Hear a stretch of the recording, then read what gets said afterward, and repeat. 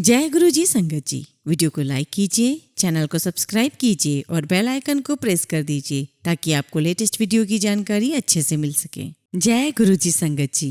गुरु जी का अनंतम अनंतम शुक्राना। गुरु जी के श्री चरणों में कोटि कोटि प्रणाम और प्यारी प्यारी संगत को जय गुरु जी। संगत जी, मैं हमेशा यही कहती हूँ कि गुरु जी पे पूर्ण विश्वास और भरोसा कीजिए, वे ही बेड़ा पार लगाएंगे। संगत जी, गुरु जी पर भरोसा आप उस बच्चे की तरह करें जिसको आप हवा में उछाल रहे हो और वो बिल्कुल नहीं रोया, क्योंकि उसे पता है कि आप उसे गिरने नहीं देंगे। जी हाँ, ठीक इसी बच्चे की तरह हमें गुरुजी पर सब कुछ छोड़ देना चाहिए। जब परेशानियां, मुश्किलें हमें उछालेंगी तो हमें थामने के लिए गुरुजी होंगे और हमेशा रहेंगे। आज का सत्संग भी संगत के ऐसे ही विश्वास पर है जिसे गुरुजी ने कभी टूटने नहीं दिया। संगत जी, आज का सत्संग अंत तक सुने और ध्यान से सुने, आपको ब्लेसिंग्स भी मिलेगी, बहुत से जवाब भी मिलेंगे और आपका विश्वास और पक्का बनेगा। आज का सत्संग हम गगनदीप आंटी का सुनेंगे। तो चलिए संगत जी, सत्संग शुरू करते हैं। मैं गुरुजी और बड़े मंदिर से नई जुड़ी थी, पर यकीन कीजिए कि मुझे ऐसा महसूस होता था जैसे कि मैं कभी इस जगह से दूर नहीं थी और मैंने हमेशा से गुरुजी को जाना है। बड़े मंदिर में गुरुजी के पास आने से पहले मैं एक सामान्य व्यक्ति थी जिसकी ख्वाहिशें रोटी, कपड़ा और मकान तक सीमित थी। मैं दुनियादारी की दौड़ में लगी हुई थी, साधारण इच्छाओं को पूरा करने की कोशिश में। भले ही वे इच्छाएं आत्म केंद्रित नहीं थी। ना मैं सोनी, ना गुण पल्ले। भगवान में कभी भी मेरा निष्ठावान विश्वास नहीं था। मैं बस जिंदगी की प्रवाह में बहती चली जा रही थी, उन बातों को मानते हुए जो मेरे माता पिता, शिक्षकों और मेरे अनुभवों ने मुझे सिखाई थी। मेरे पति के एक मित्र थे जो गुरुजी के भक्त थे। मेरे पति गुरुजी के यहाँ पूरी श्रद्धा के साथ गए, पर मैं नहीं। हम फरवरी 2009 में गए थे। बड़े मंदिर में हर जगह गुरुजी की खुशबू अनुभव करते हुए हमें खुशी और आश्चर्य भी हुआ और हम बहुत भावुक हो गए। हमें उनकी शक्तिशाली और स्वागत करती हुई उपस्थिति महसूस हुई, जिसे बार बार हम मंदिर आने के लिए प्रेरित हुए और सितंबर 2009 से हम हफ्ते में एक बार वहां नियमित रूप से जा रहे हैं। नए साल की पूर्व संध्या पर मैं सोच रही थी कि मुझे बड़े मंदिर जाना चाहिए या नहीं। हालांकि मैं पूरे मन से वह समारोह में जाना चाहती थी, फिर भी मैं दुविधा में थी। इसी कश्मकश में नए साल की पूर्व संध्या पर शाम को करीब 6 बजे मैंने अपने दफ्तर का काम खत्म किया। मेरे एक बड़े अफसर, हमारी कंपनी के वाइस प्रेसिडेंट, मेरे बॉस से उनके कमरे में मिलने आए। मेरे बॉस इस अफसर के सीनियर हैं और मैं उन्हें सीधे रिपोर्ट करती हूँ। मैंने वाइस प्रेसिडेंट से पूछा कि क्या वो बड़े मंदिर जा रहे थे, जिस पर वह बोले कि शायद वो थोड़े समय के लिए जाएंगे। उन्होंने यह भी कहा कि जब से बड़े मंदिर में कुटिया के पास उन्हें गुरुजी के दर्शन हुए थे, वह उनमें मानने लगे थे। उन्होंने मुझे गुरुजी के स्वरूप वाला पेन और लॉकेट दिखाया और यह भी बोला कि उन्हें यह सब बिना मांगे ही मिला था। संगत जी, पता नहीं क्यों मैं और उदास हो गई। अपने दिल की गहराइयों से मैंने मन में गुरुजी से शिकायत की। गुरुजी भी बस बड़े लोकादे हैं। गुरुजी सिर्फ बड़े लोगों के हैं। दर्शन सिर्फ विशेष अधिकृत दर्जे के लोगों को ही प्राप्त होता है। मैं ऑफिस से निकली, पर 31 दिसंबर होने की वजह से बहुत ट्रैफिक था। मैं 7:30 बजे घर पहुंची, अपने रोज के समय से 1 घंटा देर से। मेरे परिवार ने मुझे गुरुजी के समारोह में जाने के लिए राजी किया और मेरे हस्बैंड ने कहा कि मुझे श्रद्धा रखनी चाहिए और व्यर्थ ही कुछ सोचना नहीं चाहिए। बस फिर क्या, हम बड़े मंदिर के लिए निकले। रात को करीब 9:30 बजे हमने दर्शन किए और करीब 10 बजे हम हॉल के अंदर थे। फिर हम बाहर समारोह देखने गए।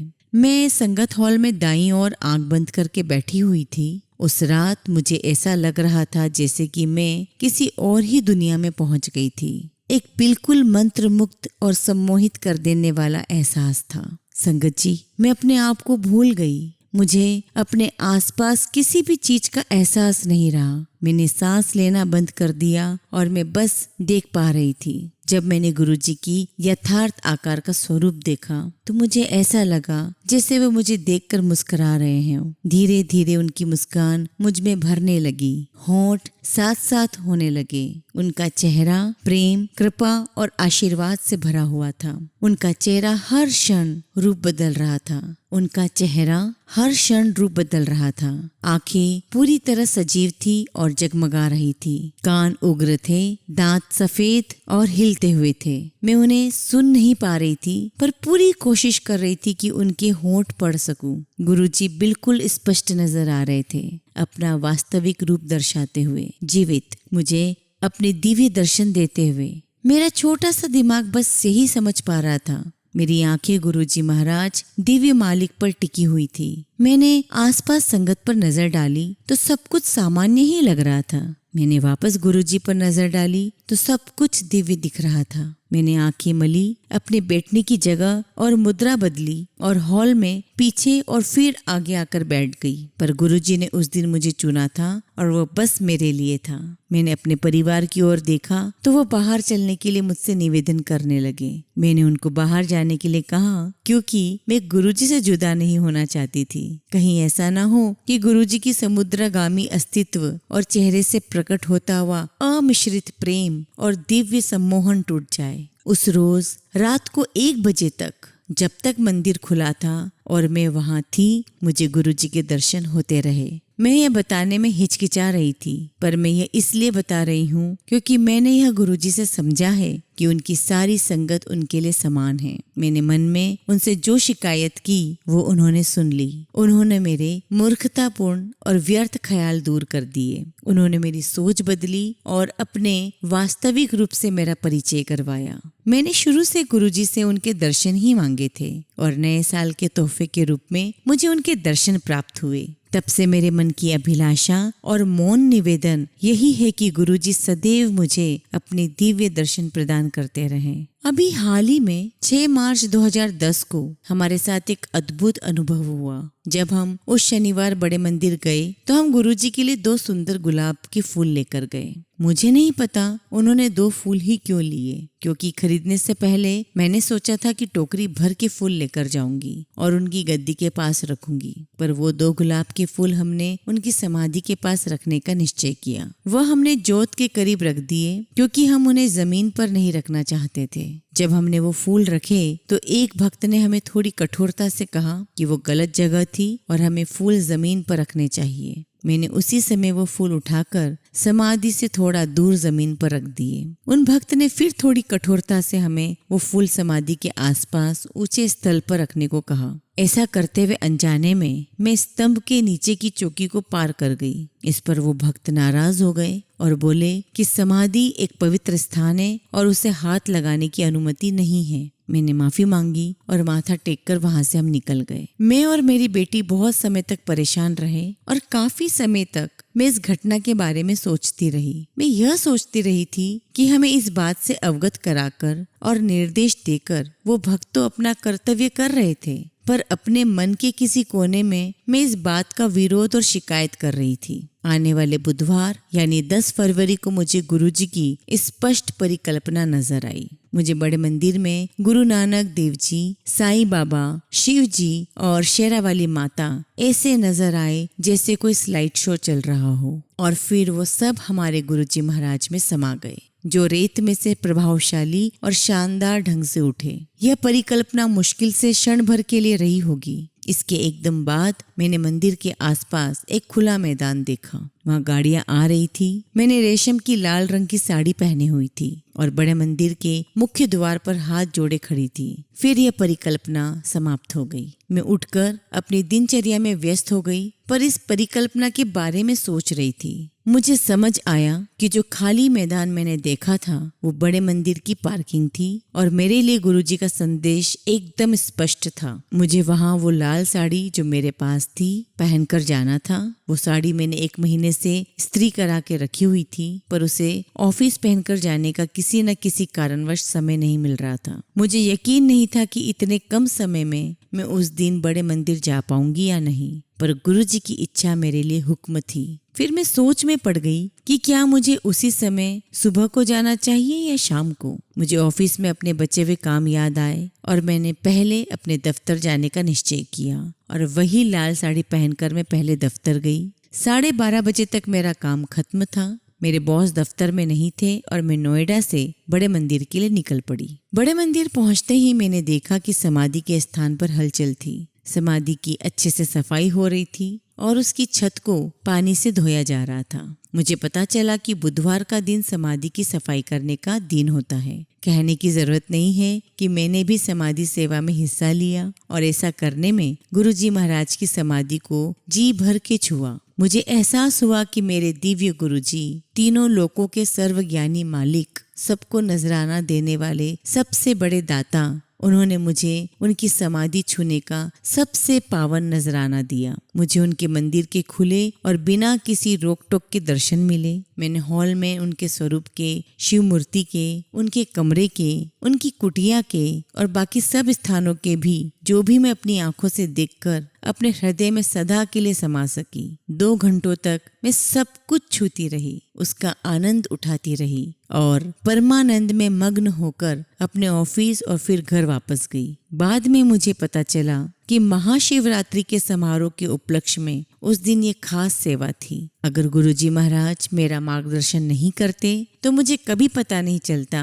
कि बुधवार के दिन समाधि सेवा होती है। मैं कभी वहां नहीं जाती और मुझे ऐसे बहुमूल्य अनुभव प्राप्त नहीं होते। इससे मुझे यह भी पता चला कि गुरुजी सब जानते हैं, बड़ी चिंताएं हों या छोटी, हमारी भोली भाली शिकायतें, सब कुछ उन तक अछूती पहुंचती है। गुरुजी हमारा हृदय और अंतरात्मा छू लेते हैं। हृदय से निकला हुआ एक निर्मल और भोला भाला ख्याल ही काफी होता है उन्हें छू लेने के लिए। वे हमें अंदरूनी तौर पे तृप्त कर देते हैं और हमें ठीक कर देते हैं और हमारी अंतरात्मा उनका ही प्रतिबिंब बन जाती है। 5 ही महीनों में मैं गुरुजी की पूरी तरह से दीवानी हो गई हूँ। पर मेरे साथ जब यह घटना घटी तब तक मैंने अपने ससुराल वालों को गुरुजी के बारे में नहीं बताया था। हालांकि मेरे ससुराल वाले हमारे घर के पास ही रहते हैं। ऑफिस में व्यस्त रहने की वजह से मैं उनसे अक्सर नहीं मिल पाती हूँ। महीने में एक बार मैं उनके यहाँ जाती हूँ और बाकी समय हमारी फोन पर बात होती है। मेरे ससुराल में परिवार में 4 सदस्य हैं, मेरे जेठ, देवर, भाभी और सास।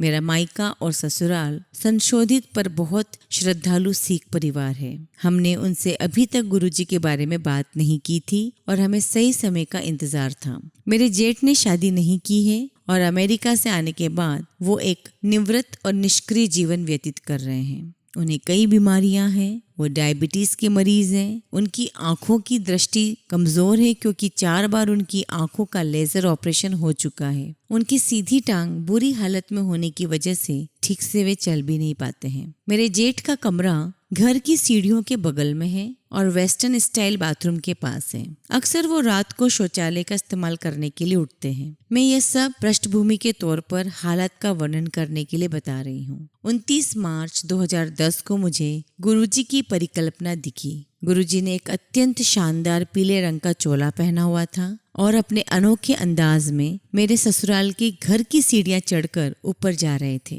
हमारे अलावा घर में और कोई नहीं था। ऐसी अनपेक्षित जगह पर गुरुजी को अचानक आए देखकर मैं खुश और हैरान भी हुई। चढ़ने के लिए अभी गुरुजी को 4 सीढ़ियां बाकी थी कि गुरुजी अंतर्ध्यान हो गए। मैं उन्हें ढूंढने के लिए दौड़ी, पर जितने अचानक गुरुजी आए थे वैसे ही अंतर्ध्यान भी हो गए। मैंने उन्हें बहुत ढूंढा पर वो नहीं दिखे। मैंने सीढ़ियों से नीचे देखा तो सीढ़ियों के तले पर मुझे एक कमरा नजर आया जिस पर भारी पर्दा लगा हुआ था। मैं सरप्राइज थी, चकित थी। फिर सारा दृश्य बदल गया। गुरुजी काले चोले में मेरे सामने थे और मुस्कुरा रहे थे। मुझे उनके ऐसे 3 स्नैपशॉट दर्शन हुए और फिर उनकी परिकल्पना गायब होती गई। मैंने अपने परिवार को यह सब बताया पर किसी को भी इस सपने का मतलब समझ में नहीं आया। 6 दिन बाद मैं सुबह 3 बजे उठ गई और मुझे दोबारा नींद नहीं आ रही थी। आदत के अनुसार मैं 4 बजे बिस्तर से उठी, स्नान किया और फिर अपनी दिनचर्या के लिए तैयार हो गई। मैंने गुरुजी महाराज और गुरु नानक देव जी के आगे दिया जलाया, पूजा की। उस दिन मेरा मिजाज बहुत अजीब था। अपने गुरुओं के आगे मैंने बहुत सारी मांगे रख दी। मैंने प्रार्थना की, गुरुजी आप तो सर्वगुण संपन्न सर्वशक्तिमान हैं, मन की सब बातें जानते हैं। मैं भी इंसान हूँ और आपकी हर रोज पूजा करती हूँ। जब आप मेरे मन में बैठे हैं तो सब जानते होंगे। आप में शक्ति है तो मेरे मन की हर इच्छा आज पूरी कर दीजिए। इससे पहले मैंने कभी प्रार्थना में कोई मांग नहीं की थी। मैं अशांत थी। मैंने क्यों उनसे यह मांगा था और क्यों मैंने इन शब्दों का प्रयोग किया था, मैं अपने आप को ही नहीं समझा पा रही थी। पर अब जो भी हो, ये शब्द तो मेरे मुंह से निकल चुके थे।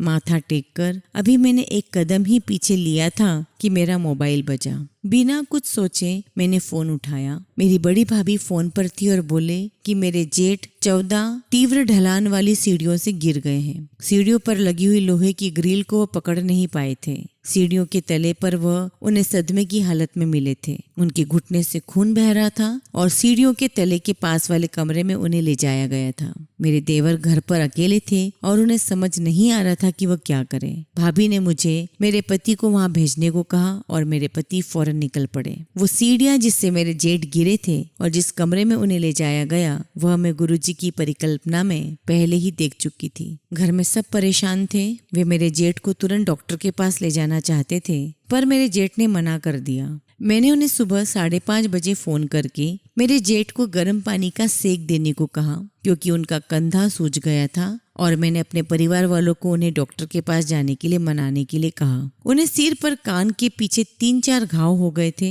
और घुटनों पर भी चोट आई थी। वह दर्द में थे पर आराम से सो रहे थे। अगले दिन 6 तारीख को शाम को वो डॉक्टर के पास गए। एक्सरे से पता चला कि उन्हें कंधे और दाएं पसली पर हेयर लाइन क्रैक था। डॉक्टर ने कहा कि प्लास्टर की कोई जरूरत नहीं थी और उससे भी जरूरी बात, सिर पर चोट नहीं लगी थी। और उसके अगले दिन जब डॉक्टर ने उनकी जांच की तो सिर के पीछे की चोटें ठीक हो चुकी थी। उन्हें दर्दनाशक गोलियां, पेन किलर्स और कैल्शियम लेने के लिए कहा गया। ऐसा कैसे संभव था कि एक बूढ़ा और बीमार व्यक्ति थोड़े भारी वजन का 14 सीढ़ियों से नीचे गिरा, उसका सिर सीढ़ियों पर कई बार लगा पर उसे कोई बड़ी चोट नहीं पहुंची। यह सब गुरुजी के हस्तक्षेप से हुआ था और मेरे सपने का यही मतलब था। सबसे दयालु और सदैव दानी गुरुजी महाराज उन्हीं सीढ़ियों पर चढ़े थे। अपने दिव्य चरण कमलों के महज एक छुअन से उन्होंने एक जानलेवा घटना रोक दी। उन्होंने उन 4 लोगों को, जिन्हें मैंने सपने में देखा था, जीतने नहीं दिया। वो 4 लोग मेरे जेठ को अपने कंधों पर उनकी अंतिम यात्रा पर ले जाने वाले थे। ऐसा सिर्फ भगवान ही कर सकते हैं, उनके लिए भी जो गुरुजी के बारे में जानते तक नहीं हैं। गुरुजी की दयालुता अद्भुत और दिल को छू लेने वाली है। सीढ़ियों पर और घर में कहीं और नहीं दर्शन देकर उन्होंने पहले ही मुझे उनके बारे में आगाह कर दिया था। उन्होंने मुझे सीढ़ियों के पास वो कमरा दिखाया जिसमें गिरने के बाद मेरे जेठ को लिटाया गया। उन्होंने नींद से मुझे उस समय जगाया जिस समय मेरे जेठ गिरे, ठीक 3 बजे सुबह को। और मैंने गुरुजी से वही प्रार्थना की जो गुरुजी चाहते थे कि मैं करूं, क्योंकि उस दिन मेरे मुंह से निकले हुए शब्द निश्चित रूप से मेरे नहीं थे। मैंने वो शब्द खुद सोचकर नहीं कहे थे। यह सत्संग सुनाते समय भी मैं अपने शरीर में हमारे गुरुजी महाराज स्वामी की शक्तिशाली और स्नेहमयी कंपन महसूस कर रही हूँ, जो मुझे झिंझोड़ रही है और आश्वासन दे रही है कि मैं कभी भी उनकी सहज योग्यता में अपना विश्वास न टूटने दूं। किसी भी प्रकार के हल के लिए उनके पास ही जाऊं और अपने हृदय, चित्त और शरीर से उनसे सीधा संबंध जोड़ूं। अपनी आंखें खोलिए और देखिए, हम सब के लिए बिना किसी शर्त के उनकी अथाह शक्ति, सर्वोच्च क्षमता और अनंत प्रेम को सदा सदा के लिए हमें दिया है। गुरुजी महाराज ऐसे ही कृपा सब पर बनाइएगा। जय गुरुजी। शुक्राना गुरुजी।